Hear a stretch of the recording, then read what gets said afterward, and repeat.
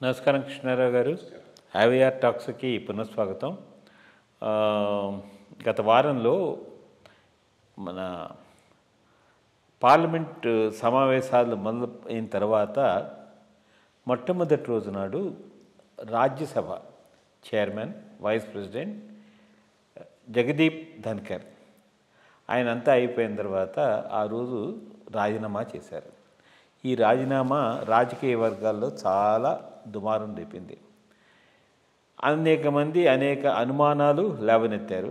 ఆయనేమో వ్యక్తిగత కారణాల వలన అనారోగ్యం దీనివలన నేను రాజీనామా చేస్తున్నాను అని చెప్పారు.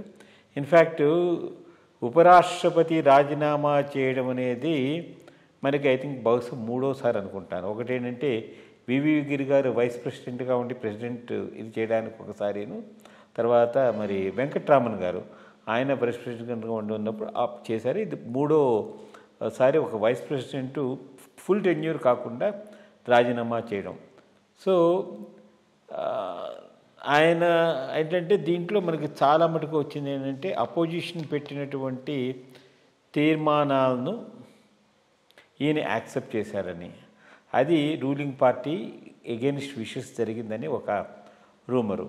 అట్లాగే ఇదివరకు కూడాను మరి రాజ్యసభలో అంటే ఆ ప్లేస్లో కూర్చుంటే ఆ వాతావరణం అదంతా చూస్తుంటే చాలా మటుకు సంయమనం పాటించి, ఇప్పుడు మనం లోక్సభలో చూసామనుకోండి, లోక్సభలో చాలా చక్కగా వీళ్ళందరినీ స్నప్ చేసి ఎవరిని వాళ్ళు కంట్రోల్ చేసి ఇది చేయడంలో ఆ కుర్చీలో కూర్చున్న వాళ్ళు తెలిసిన వాళ్ళ బీపీ పెరగడాలు, వాళ్ళ ఆరోగ్యం ఇది.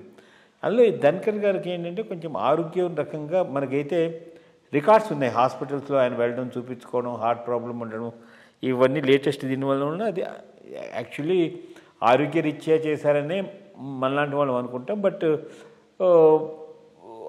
ఆపాదించే వాళ్ళ మటుకు చాలా రకాలుగా అనుకుంటూ ఉంటారు. ఈవెన్ ట్రంప్ గారు మోడీ గారు కూడాను ఆయన ఆరోగ్యం గురించి ఇది చేశారు. ఆయన రాజీనామానేమో రాష్ట్రపతి ఆమోదించడం కూడా జరిగింది. బట్ ఒకటేంటంటే ఎక్కడున్నా ఆయన కొంచెము వెరీ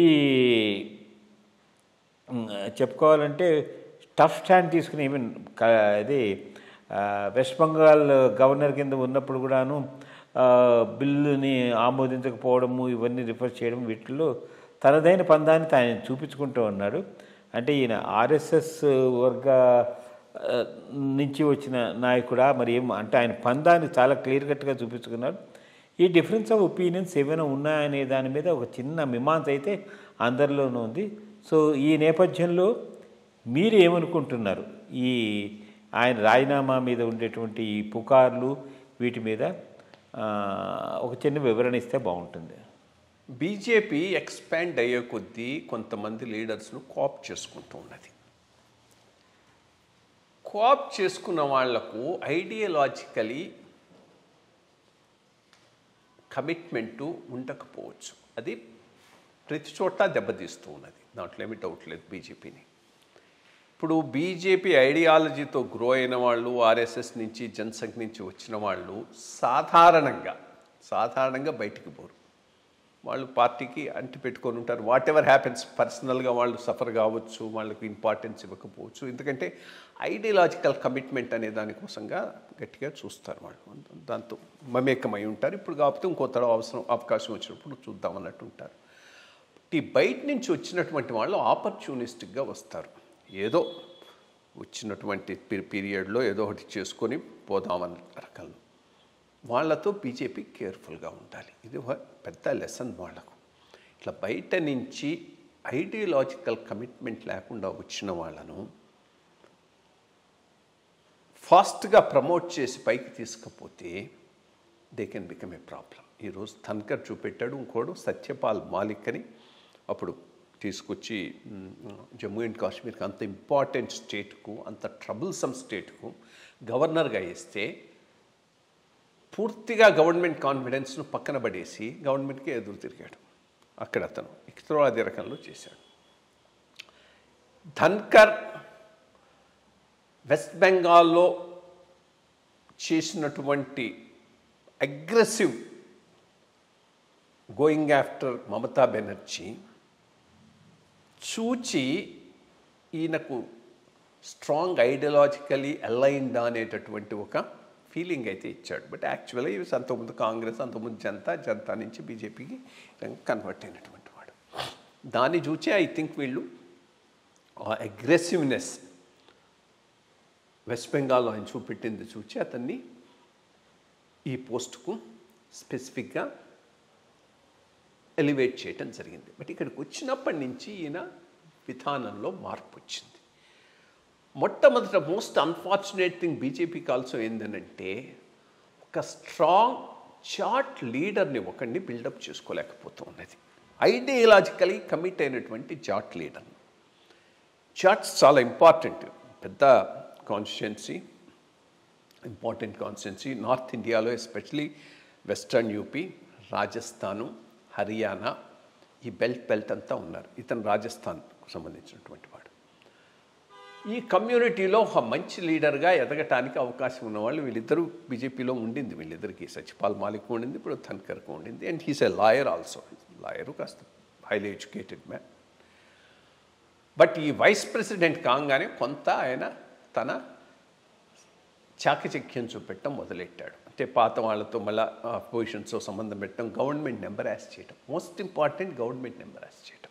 మొన్న ఈ ఇంపీచ్మెంట్ దాంట్లో లోక్సభలో గవర్నమెంటు అపోజిషను కలిసి ఒక ఇంపీచ్మెంట్ మోషన్ పెడుతున్నప్పుడు ఓన్లీ అపోజిషన్ స్పాన్సర్డ్ దాన్ని రాజ్యసభలో పెట్టాల్సిన అవసరం ఈయనకు లేదు. అది కాస్త ఓవర్ స్ట్రెచ్చింగ్.